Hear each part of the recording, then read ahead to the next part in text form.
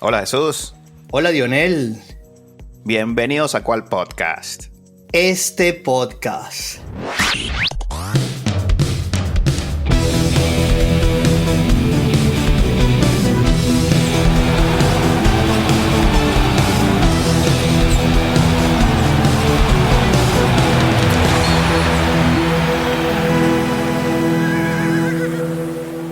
Mi hermanito, he traído un invitado especial. Quiero presentarte al señor Richard Tillero. Bien, bienvenido Richard. Bueno, muchas gracias muchachos, un honor estar aquí con ustedes. Había conversado varias veces con mi hermanito Jesús, conociéndolo de años. Un gusto, Dionel, honrado de estar aquí con ustedes.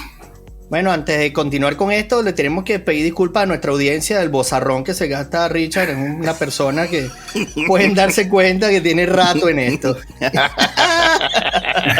Así es. Gracias. Bueno, Richard, acaba de pasar la segunda de la Triple Corona. Vámonos de una vez a materia. Bueno, yo soy, digamos que, aficionado al hipismo como buen venezolano. Y bueno, tenemos la esperanza de que este caballito Mage emulara lo que en algún momento fue para nosotros una historia muy bonita, que es la de Cañonero, por allá por el año 71. Estábamos nosotros todavía en este plano. Pero con eso crecimos, y este caballito Mage con conexiones venezolanas, entrenadores, jinetes, dueños, y todo lo que rodea al caballo que tenía que ver con venezolanos, nos ilusionó. Hoy, lamentándolo mucho, no se pudo. Llegó tercero en una gran carrera, no lo voy a negar. Sin embargo, esperábamos más de él. Dionel comentaba que vimos la carrera y pareció que Castellanos pegó tarde. Bueno, vi ahorita la repetición. El caballo toma un rush en la recta final. Él estaba esperando esa recta final para que el caballo reaccionara. El caballo reacciona, sin embargo, se le coloca detrás de los dos que estaban peleando la punta y se amuga. En mi punto de vista, se pierde ese avance. Allí donde efectivamente saca el látigo, como bien dice Dionel, y no tuvo ese segundo aire. Pudo haber sido lo mejor que Castellano esperó hasta el último momento y se le hizo corta esa recta. Así me pareció. Y yo dije, bueno, ahora sí, me parece que va a venir el remate y nada, no avanzaban. No avanzó. Sí vi que los dos que dominaban, Richard, tuvieron un contacto allí. No sé si viste eso. ¿Algún reclamo podría haber pasado? No hubo nada en este nivel de grandes ligas del hipismo. Es algo, digamos que cotidiano. Allí se van los dos a duelo y John Velázquez, un jinete de una experiencia fabulosa de toda la vida. John Velázquez, le faltaba solamente ganar el Preakness Stake. Wow. Te doy este dato. Había ganado Kentucky Derby, había ganado el Belmont Stake. Le faltaba en su palmarés ganar el Preakness, y bueno, hoy se lució. Aprovechando también la falta de velocidad que había en la prueba. Eso también hay que llamar la atención. El caballo salió, digamos que en unos parciales cómodos, salió tranquilo, nadie lo apuró y esperó solamente la recta para traérselo, y el caballo tenía suficiente energía para batirse a duelo con el ejemplar que llegó segundo. Y lamentándolo mucho, digamos que muy en criollo podemos decir que Mage se le salieron los ojos detrás de estos dos caballos. Bueno, y poniéndole un poquito de contexto a esto deportivo, Odell Beckham fue el que llamó a los jinetes a la carrera, ¿vale? Aquí hubo de todo, pues la carrera era en Baltimore, cabe destacar. La nueva figura del equipo de los Ravens, Dionel. Wow, no sabía eso. Ah, bueno, aquí estamos en todo. No, era el morenito que presentó a los ejemplares en la pista, ¿cierto, Jesús? Es correcto, sí. Ese es la nueva figura de los Ravens. Genial, genial. Esto llama para todo. El Preakness Steak y el Kentucky Derby, el Belmont Steak, es digamos que se arma el jet set de todo, porque allí llama el deporte en general, béisbol, fútbol americano, etc. Sí. Te quería preguntar, Richard, volviendo un poquito al Kentucky Derby, porque fue una hazaña que nos gustaría comentar aquí. A ver si nos puedes explicar un poquito qué se logró en esa carrera del Kentucky Derby para Venezuela y para el hipismo. Bueno, el Kentucky Derby, como lo llaman, le dicen los 2 minutos más emocionantes del deporte mundial. Wow. Casi nada. Entonces, voy a poner más o menos un ejemplo. En Estados Unidos nacen aproximadamente por año unos 14.000 ejemplares que son puros de carrera. Lo difícil de estar en un Kentucky Derby, de esos 14.000 bajan a 20 caballos solamente, que pueden disputar esta triple corona. El solo hecho de estar en la carrera es una hazaña, es un mérito, porque en Estados Unidos, como todo es bien controlado, bien armado, todo como debe ser, hay carreras preparativas que van dando puntos, y los mejores caballos de 3 años que tengan los puntos, la mayor cantidad de puntos, logran correr el Kentucky Derby. Ok. Eso por allí ya es una hazaña, y no obstante, este caballo Mage le ganó a los otros 19 caballos más cotizados de los Estados Unidos, por sus puntos en carrera, por su performance, por su estado físico, que representan todos los Estados Unidos. Por eso es que la triple corona es una de las hazañas más complicadas de lo que es el deporte en general. Entonces, para Venezuela, el hecho de que esté este caballo con conexiones venezolanas nos llenó de orgullo y de satisfacción haber alcanzado esta hazaña, porque es una hazaña realmente. El año pasado, les recuerdo, también Venezuela estuvo involucrada con el ejemplar Rich Strike, un tocayo Rich Strike, que lo montó un jinete venezolano llamado Sonny León. Entonces, esa también es una historia muy llamativa, porque 14 horas antes de que se diera la competencia, ese caballo no iba a correr. Wow. Ni Sonny era su jinete tampoco, increíble eso. Exactamente. Esa fue la carrera que Sonny León mató en la raya que vino como una moto. Sí. Y bueno, esa fue, tal cual. Inolvidable. Eso, Sonny León ese día corrió la pista como 3 veces, porque entró y salió buscando poner el caballo, porque era un caballo que corría pegado a la baranda y no conseguía. Yo recuerdo esa carrera porque mi papá me lo comentó. Y yo decía, bueno, ese señor tiene más mérito porque corrió 3 veces más que todo el mundo. Entraba y salía. Grande, Sonny León. Saludos para ti. Bueno, sí. Entonces, Venezuela ha estado involucrada en los 2 últimos Kentucky Derbys, digamos que valga el término. Y es como puedo decir, es como un regalo que nos dio la vida, porque 3 años atrás nosotros teníamos otro representante. ¿Se acuerdan del ejemplar que había presentado Juan Carlos Ávila, del dueño, que el dueño era Víctor Martínez, el ex pelotero de Caribes de Oriente y que estuvo con Cleveland en aquel catcher? Él compró un caballo llamado King Guillermo, le puso ese nombre por su papá, y el ejemplar estaba para ganar el Kentucky Derby, y un día antes le dio una virosis y lo retiraron antes de la carrera. Lastimosamente, por eso digo que la vida nos premió a los venezolanos ganando los 2 siguientes Kentucky Derbys, y bueno, podemos sentirnos orgullosos de eso. Soberano detalle, ¿vale? No sabía nada de eso, Richard. Bueno, ahora Víctor Martínez está como coach aquí con Toronto. Ah, fíjate. Y él está en el mundo del hipismo, digamos que de manera formal, porque tiene por lo menos unos 8 caballos en diferentes hipódromos de los Estados Unidos. Caballos que corren y que ganan, además. Bueno, buena inversión allí, porque baratos no son. Nada, para nada. Oye, Richard, mencionas que en el Kentucky Derby entran 20, pero hoy vi que eran 8 ejemplares. Bueno, porque en el Preakness Stake, que es, digamos, el segundo paso de la Triple Corona, ya queda la carrera abierta. Allí el ejemplar que quiera repetir del Kentucky, bien sea que haya llegado segundo o último, está libre de ser inscrito. De hecho, todos los caballos, a diferencia de Mage, venían descansados.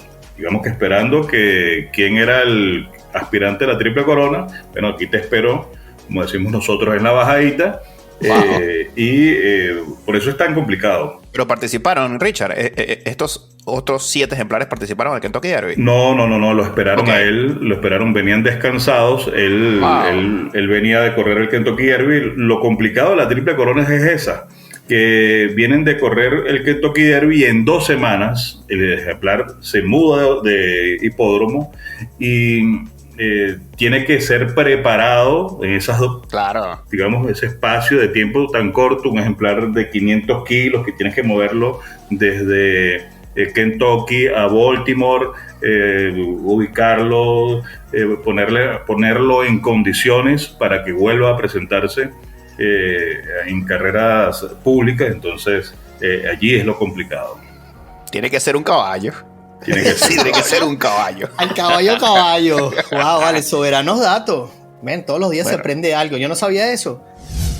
Bueno, increíble. Entonces ahora, y ahora para el tercer evento, ¿qué sucede? Porque ahora, sin posibilidad de Triple Corona, ¿hay algún incentivo para seguir en este camino? realmente el incentivo ya es netamente monetario. Ok. Posiblemente el caballo que ganó hoy, National Tesoro, él posiblemente corra para simplemente doble coronarse, que es un mérito, por supuesto. Ok. La última carrera es la que de la bolsa es la que más aporta en dinero. La primera fue de 1,5 millones de dólares al primero. Esta fue de 1,650 y ya la última me imagino que subirá 2 milloncitos ahí. Posiblemente 2 millones. Este se corre en Belmont Park, en Nueva York, allí cerquita, y le llaman el test de los campeones. ¿Por qué? Porque en Kentucky Derby se corre en 2.000 metros. Aquí en Pimlico, que es en Baltimore, baja a 1.900 metros. Y en Belmont Park corren en 2.400 metros. Que es digamos que el matacaballos, como lo podríamos decir, del hipismo, digamos que estadounidense. Le llaman el test de los campeones, por lo tanto. Qué difícil ganar la Triple Corona, por todo esto que comentas. Súper complicado. Por algo trajimos a este invitado. Wow, solo 13, recuerdo haber leído, ¿no? Solo 13 Triple Corona en la historia. Sí, exactamente. Bueno, no sé, ¿recuerdas algún Triple Coronado, Richard? Bueno, hoy haciendo memoria estaba recordando uno llamado Justify, que era muy simpático, de un entrenador llamado Bob Buffer, que corría en California. En California destrozó, digamos que la liga, mató la liga, y el ejemplar está súper sobrado. Y le tocó correr, por cierto, en la carrera, la segunda de la Triple Corona, bajo un súper torrencial aguacero contra, digamos que casualmente, el padre del caballo Mage, que se llamaba Good Magic.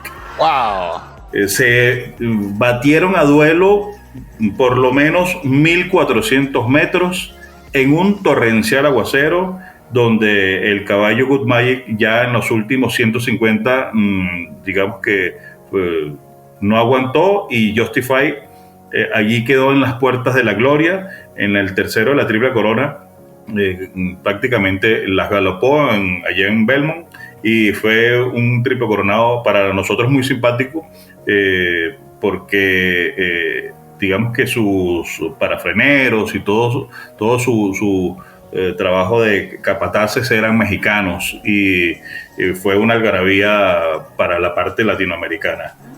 Mira, Richie, ¿cómo hacen con el pesaje ahí? Porque con 40 kilos de lodo ahí, ¿cómo lo Acuérdate pesan? que el pesaje es en seco, antes de montarse en el caballo, bueno, y cuando termine la carrera, puede empezar posiblemente mucho menos porque el desgaste del ejemplar es fuerte. Y bueno, y el jinete, por supuesto, también, ¿no? Llega todo emparamado y debería estar seco.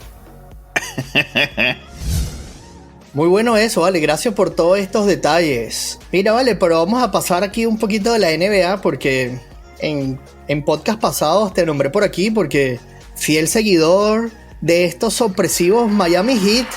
Bueno, pues sí, como te comenté esta mañana en privado, digamos que los Amazing Heat, lo podría decir, jugando un baloncesto aguerrido, jugando un baloncesto, digamos que a pulso, y su entrenador ha demostrado que está hecho para cosas como las que está formando ahora.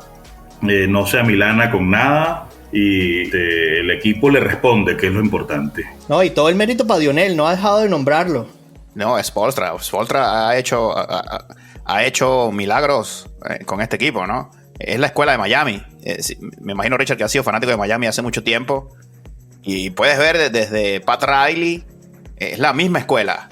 De juego aguerrido, todos colaboran, buena forma física, hasta el final para pelearla. Y se ve aquí que ese es el lineamiento que tienen los jugadores. Y molestaron al oso. Y entonces ayer se le ocurre Terrible. despertar al oso en Jimmy Butler, que de verdad que es un fenómeno. Qué ganas, qué corazón. Mira, es que eso es lo único que le faltaba a ese equipo, un poquito de motivación. Bueno, ahora lo que parecía una serie larga se puede convertir en una barrida. Puede ser. Puede ser de escándalo. De escándalo.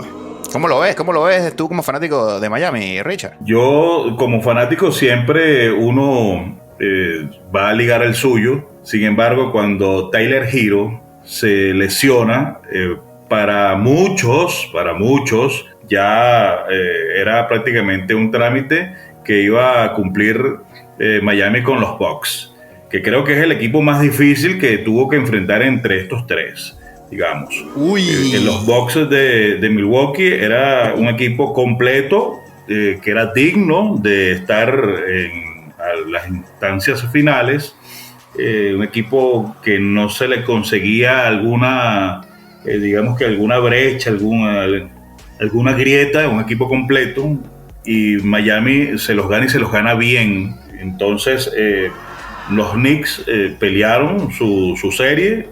Sin embargo, creo que no pusieron nunca en peligro al Miami Heat. Sí. Y ahora, bueno, con esta demostración de 2-0 de visita, se está viendo bastante bien con miras a la final el Heat. Los Lakers los esperan con ansias, claro que sí. Uy. Ay, ay, ay. De verdad que parece difícil para Boston ir a Miami en ese ambientazo y sacar resultados allí, porque con que dividan serie 3-1 y Miami parece que está en la final. Vamos a ver, ojalá que puedan concretar. Sería un cuento de esos de película, ¿no? Con mi amigo Steven Spielberg. El octavo seed, recuerden eso, el octavo seed.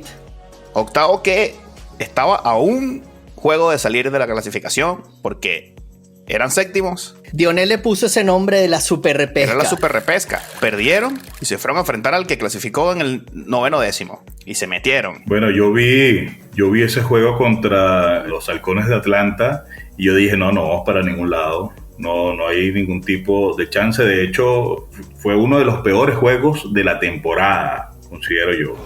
Y sí, Atlanta pasó por el playoff sin pena ni gloria. Y ahora el Heat es el que, digamos que se convirtió en el macho de las finales. Sí, señor. Sí, señor. Qué clase, vale. De verdad que lo de Miami es súper destacable, en serio. Hablábamos de fantasías en el hockey, ahora fantasías en la NBA. De verdad que una temporada para el recuerdo, luego de que nosotros le hemos tirado tan duro a los jugadores con este load management y este decision time. Aquí es donde se dan cuenta los hombrecitos cómo salen a ganar partidas. No hay descanso ahorita, ¿no? No veo a nadie descansando. Ah, bueno, sí, se van a guardar para la final. Botti no juega más porque él ya está convencido que va a jugar la final. O sea, no existe. No, olvídate. Jugadores, por ejemplo, como Robinson, que era, digamos que ya no era ni siquiera de la segunda unidad, ya se había convertido en un jugador de los juegos abiertos, sea perdiendo o ganando, porque él había perdido la capacidad de defender.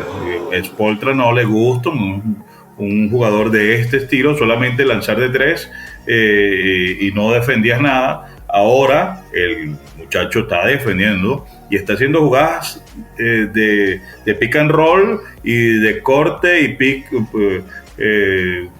de doble pasos y clavando balones. Está totalmente transformado y nadie suma esos puntos. Ese muchacho anoche habrá hecho 12 puntos y nadie se recuerda de él. Pero él llegó cuando el equipo estaba abajo, metió 3 triples y puso el juego otra vez allí, y lo demás se lo dejó al muchacho de la película. No, esto siempre se destaca aquí en Cuál Podcast, Richard. Nosotros nos damos cuenta de esos jugadores que son capaces de cambiar el estilo y el destino del juego. Sin salir en los números a veces, ¿no? Porque esos 3 triples a lo mejor tú ves ahí en la línea, 12 puntos. No colaboró mucho. Súper. Pero fueron importantes el momento que lo hicieron. Y una jugada que nunca va a salir en ningún lado, y ningún libro lo vas a leer, ninguna estadística, fue cuando hicieron molestar a Butler. Eso no sale en ninguna parte. Lo encendieron. No, yo no sé si fue una torpeza, no sé si fue a lo mejor parte de lo caliente del juego, porque en ese momento el juego estaba en un momento cumbre. Graham Williams mete el triple en la cara y va a buscarlo, que es el problema, porque sí. Es grave. Los videos por allí, hoy debe ser el hazmerreír de todas las redes. De hecho lo es víctima de diferentes memes y hubo una jugada donde ya Butler se había adueñado del partido, mete el punto, hace algunos gestos y Graham ve a la banca como decir, disculpen muchachos, no lo quise hacer. Sí, no lo quise hacer. Grave error. Era peor. Pero ya el técnico de Boston no lo podía sacar. ¿Cómo lo saca? Ahora hazte cargo de lo que despertaste. Exactamente. No aprendieron de LeBron. Es así, nadie aprende en cabeza ajena. Dejen quieto al que está quieto. Es así. Bueno, Richard, ¿y cómo ves la otra serie? La de Lakers Denver. La serie está 0-2 para Lakers. Sin embargo, ha sido bastante peleada. 0-2 para Denver. Digo yo 0 porque está en 0 Lakers. Bueno. Sin embargo, ha sido peleada y ha estado, los dos juegos han estado para los dos.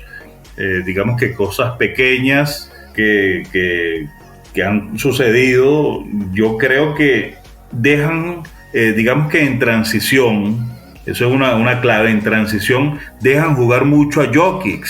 Él hace lo que quiere, agarra el rebote, dribla y hace lo que quiere y lo dejan jugar mucho. Claro, es obvio que Davis no lo va a perseguir ni va a marcar esa salida. Sin embargo, yo considero que otro se le debería parar al frente para que él no drible con tanta facilidad. En transición meten 30, 40 puntos y todos de asistencias de Jokic. Entonces...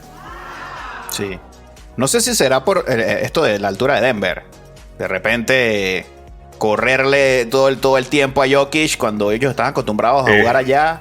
A lo mejor Lakers dice, mira, vamos a administrar y nos quedamos aquí. Bueno, nos irá a meter 53, pero no podemos hacer más nada. Y eso leía hoy en la mañana, de que los Lakers no es que están convencidos de que van a ganar estos 2 juegos en casa, pero van a hacer valer su casa. Y estadísticamente está comprobado que incluso cuando Denver sale y vuelve de la carretera, hasta ellos mismos se ven afectados con la altura. Así como lo decía Richard, el juego adentro ha sido la clave y es muy cierto, pero creo que LeBron hizo un desgaste físico bien importante sobre él, y yo creo que esta rotación en defensa va a funcionar. Vamos a ver una serie bien interesante porque, como bien decía Richard, esto está para cualquiera. Estuvo para cualquiera, es cierto. Sobre todo el segundo juego. Mira, Dionel, te comentaba que mi amigo Richard, su papá es una persona, o fue una persona súper influyente en el béisbol venezolano. Quiero que de la boca de Richard nos enaltezca nombrando a su progenitor. Bueno, pues sí, gracias por eso. En su momento, mi padre fue, y puedo decirlo de esa manera, fue fundador del equipo Caribes de Oriente, que aquel entonces era Caribes de Oriente, en conjunto con el dueño mayoritario que se llama Pablo Ruggeri. Ellos fundaron a la divisa cuando se presentó aquella expansión que fue digamos que una bomba atómica para la liga, haber aparecido de aquel núcleo de 6 equipos, hacer la expansión a 8, que dio un cambio total a la liga, cambió el rostro, más oportunidades para peloteros y para la afición, principalmente la afición oriental, que en primera instancia, Sí. para aquellos años, era muy magallanera. No estoy diciendo que ahora no lo sea, Ajá, mosca pues. pero ya tiene su afición, digamos que propia. Y aunque yo he visto por allí jueguitos en que se quiten la gorra. ¿Costó ese cambio, Richard, en su momento? El fanático que adoptara a Caribes. Sí, costó mucho porque en aquel entonces el equipo no era ganador. Le costó mucho llegar a round robins, a instancias finales.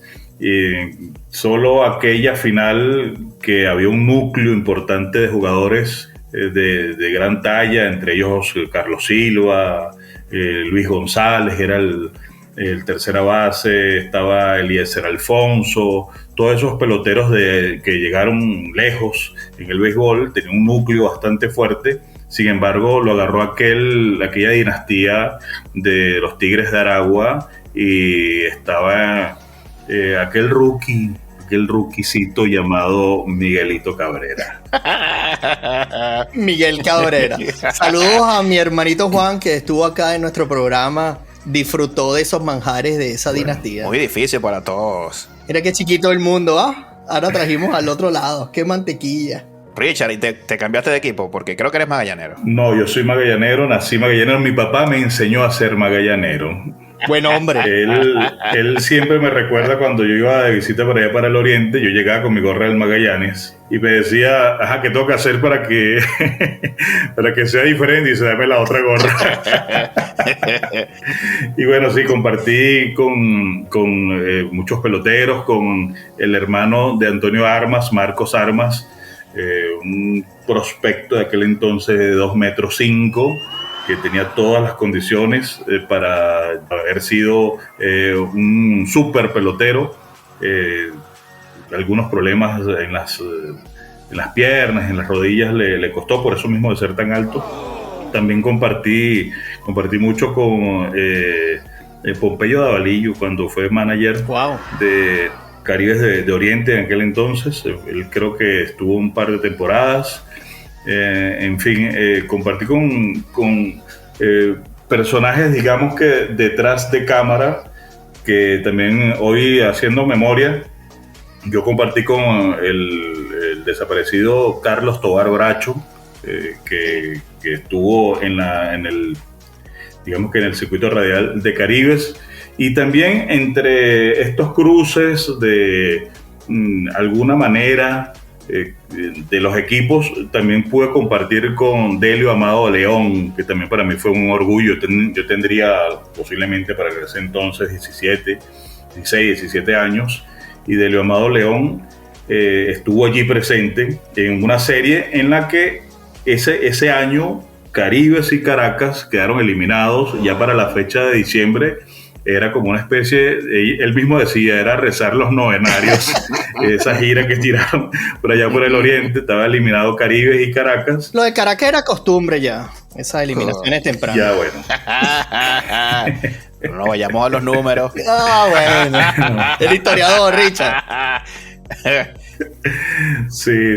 Y tuve también la dicha de estar presente en el último jonrón que conectó Antonio Armas contra los Leones del Caracas. Yo estuve presente y vi el jonrón en esa serie precisamente contra Leones, que de verdad me llena de mucho orgullo ver cuando Antonio Armas, ya vistiendo el uniforme de Caribes, casi retirado, se enfrentó a, si la memoria no me falla, era Julio César Strauss, ustedes pueden buscar por allí, y el catcher era Carlos Hernández, el primera base era Petaguini, el segunda base, si no era Edgar Alfonso, era Cáceres, el shortstop era Vizquel y el tercera base era Henry Blanco. O sea, imagínate tú esa zona central. Cualquier equipito, ¿ah? No, ese equipo llegó lejos. Y recuerdo ese jonrón de Armas, porque mi primer guante, yo le puse a Antonio Armas al guante. Y yo seguí a Antonio Armas hasta ese momento que comentas de ese jonrón al Caracas. Y yo dije, bueno, Armas, ¿por qué no hiciste eso? No, bueno, yo creo que era merecido, un tipo que se entregó a los Leones. Y bueno, de cualquier manera, era como un tributo que por lo menos con Leones digamos que involucrado se diera ese último jonrón, y es todo muy bonito porque en cada base se abrazó con todos los peloteros. Fue un momento bastante lindo en ese Qué grata memoria, ¿vale? Se paralizó el juego por lo menos unos 10 minutos porque se sabía que de allí en adelante ya Antonio Armas no iba a jugar más. Bien merecido. Qué bonito. Qué bello. Qué bonito el deporte. Es así. ¿Qué es? Bueno, Richard, y ahora que mencionas a Delio Amado, ¿él copió este estilo tuyo de voz o cómo fue el asunto? No, de verdad es un maestro. Quisiera estar cerca de su nivel. De verdad, es un tipo que es una institución. Claro, vale. Tanto él lo fue como el propio Carlos Tobar Bracho. Y gente que era como tú, Jesús, como Dionel, en la que podías hablar sin ningún tipo de problemas de cualquier tema. Caramba, muchísimas gracias, ¿vale? Sí, gracias por lo que nos toca, ¿vale? Sí, era un tipo que podía conversar tranquilamente, no tenía ínfulas, a pesar de ser una imagen en Venezuela. Fue la voz de los Leones del Caracas y de la televisión venezolana a nivel del béisbol, sí, porque él narraba en aquel entonces con Venevisión, que era el que tenía los derechos, y además narraba el béisbol de Grandes Ligas en aquellos encuentros de los domingos llamados el Juego de la Semana. No sé si ustedes recordarán eso o habrán estado el Juego de la Semana lo pasaban los domingos, digamos que un juego vespertino de 2, 3 de la tarde, en la que narraba Delio Amado León, Gonzalo López Silvero y Mario Dubois. Era el trío de la gente de Venevisión. Mucha historia, vale, muchísima historia. Gracias, Richard. Bueno, Richard, y no queremos despedirnos, queremos saber si estás trabajando en algún proyecto, ¿tienes algo que decirle a nuestro público que pueda esperarte por allí? Bueno, yo estuve trabajando hasta principio de este año, digamos que principios de marzo, estuve trabajando en un programa que llevaba con una amiga argentina, en una radio argentina. Cuando estuve viviendo en Argentina lo hice, digamos de manera presencial. Después, cuando me mudé para acá, para el Brasil, lo hacía remoto y digamos que a distancia hacía mi programa, un programa de música en general, que principalmente tratábamos de hablar de los cantantes, principalmente de habla hispana, latinos, pero para que la gente conociera sobre la vida de este cantante, porque mucha gente sabe las canciones, pero no sabe ni siquiera dónde nació. Es correcto. Y cómo creció y ese tipo de cosas. Y yo le sacaba, digamos que ese tuétano al programa con esta información de cada uno de los artistas, y lo amenizábamos con su música. Era un programa de 1 hora llamado Acá Estamos. Y el proyecto paró ahora, aprovechando, digamos, que la experiencia que ustedes me están brindando. Me gustaría retomar este proyecto, pero a nivel de podcast, que es más íntimo, más cómodo para trabajar. El formato de radio es muy dinámico, hay que estar sobre el tiempo, la hora, digamos que los escuchas también tienen que participar mucho, entonces se hace complicado. Acá es un poco más, digamos, íntimo, más fácil de manejar. Es así. Bueno, estaremos atentos a tu nuevo programa, a tu nuevo podcast. Así es. Bueno, gracias, Richard. Para nosotros es un placer que lo que nosotros hacemos acá te haya ayudado a unirte a este mundo del podcast. Te deseamos lo mejor, sinceramente. Yo, antes de despedirnos, quería agradecerte, Richard, porque has sido uno de los padrinos de este programa. Nos has dado consejos desde el principio, así que bueno, esto también es parte de tu ayuda y te agradecemos por eso. Es así. Muchísimas gracias, Richard. Aquí públicamente teníamos que reconocerlo. Hemos aprendido sobre la marcha y tú has sido uno de esos faroles en un constante crecimiento, y gracias, Richard.